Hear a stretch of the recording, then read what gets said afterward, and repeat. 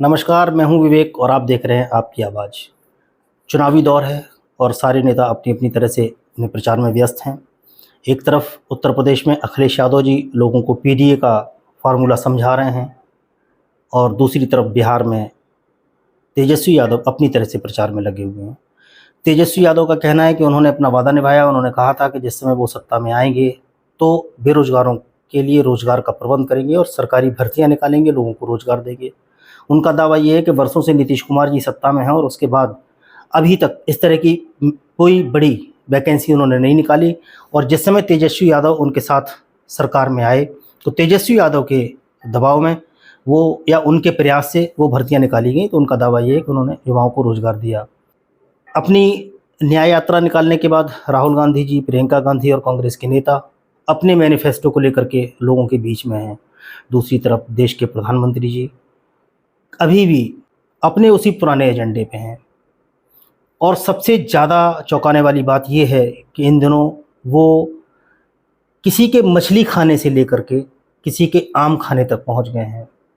और ये बड़े दुर्भाग्य की बात है और बहुत निराशाजनक बात है कि आप अपने चुनाव को जीतने के लिए, किसी को बदनाम करने के लिए, उसके स्वास्थ्य को लेकर के उसका मजाक बनाएं, उपहास बनाएं या उसको अपने प्रचार का एजेंडा बनाएं। ये पहली बार नहीं हुआ है। इससे पहले भी दिल्ली के म्युनिसिपल कॉरपोरेशन के इलेक्शन में सत्येंद्र जैन जी के साथ भी कुछ ऐसा ही किया गया था कि स्पाइन में उनकी प्रॉब्लम थी, डॉक्टर्स की सलाह पे उनको मसाज की ज़रूरत थी और जेल में ही किसी कैदी को, और अक्सर ऐसा होता है जेल मैनुअल के हिसाब से कि जेल के कैदियों से इस तरह के काम लिए जाते हैं, अगर किसी को मसाज करना आता है तो मसाज के लिए लगाया जाएगा और उसमें से एक कैदी को उनकी मसाज के लिए लगाया गया। चुनाव के वक्त इस तरह के वीडियोज़ निकाले गए। सबसे बड़ी चीज़ तो ये है कि तिहाड़ जेल से वो वीडियोज़ बाहर कैसे आए, बिना किसी की सहमति के या बिना किसी उसके, क्योंकि तिहाड़ जेल प्रशासन ने तो वो रिलीज़ नहीं की, तो उनको भाजपा रिलीज़ करती है और देश का मीडिया उसको प्रचारित करता है और उस पर तमाम सारा बवाल हुआ और बहुत सारी बातें हुई और उनकी छवि ख़राब करने का और साथ साथ आम आदमी पार्टी को डेंट लगाने का और आम आदमी पार्टी की छवि ख़राब करने का एक प्रयास किया गया। सत्येंद्र जैन जी की उसके बाद हालत क्या हुई जब वो दोबारा जेल गए, जेल से बाहर आए, उनकी स्पाइनल सर्जरी हुई। स्पाइनल सर्जरी के बाद काफ़ी कमज़ोर, चूँकि पहले से ही थे वो, और जेल जाते समय उनका एक वीडियो आया जिसको देख करके मुझे नहीं लगता किसी के दिल में भी एक बार आह ना उठी हो। अब दूसरा दौर शुरू हुआ।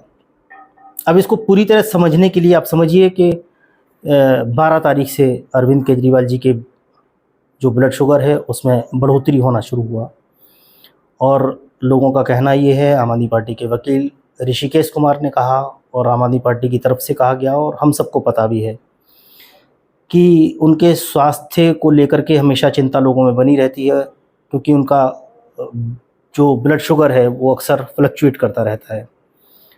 तो जैसे-जैसे 12 तारीख के बाद 13, 14, 15, 16, 17 तारीख तक उनका ब्लड शुगर बराबर बढ़ता जा रहा था।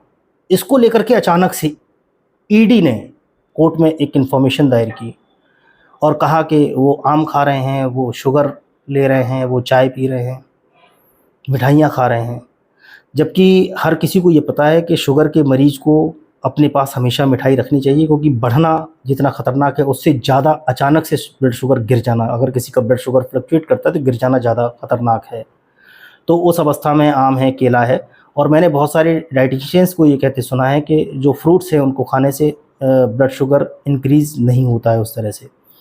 फिर भी हम कहते हैं अगर होता भी है तो सबसे बड़ी चीज़ ये, क्या उनको जेल के अंदर प्रॉपर ट्रीटमेंट मिल रहा है? तो उसका जवाब ये है कि उनको पिछले काफ़ी दिनों से इंसुलिन नहीं दिया जा रहा है, जबकि वो इंसुलिन की एक पर्टिकुलर डोज लेते हैं, हमेशा लेते हैं, उनको डोज नहीं दी जा रही है।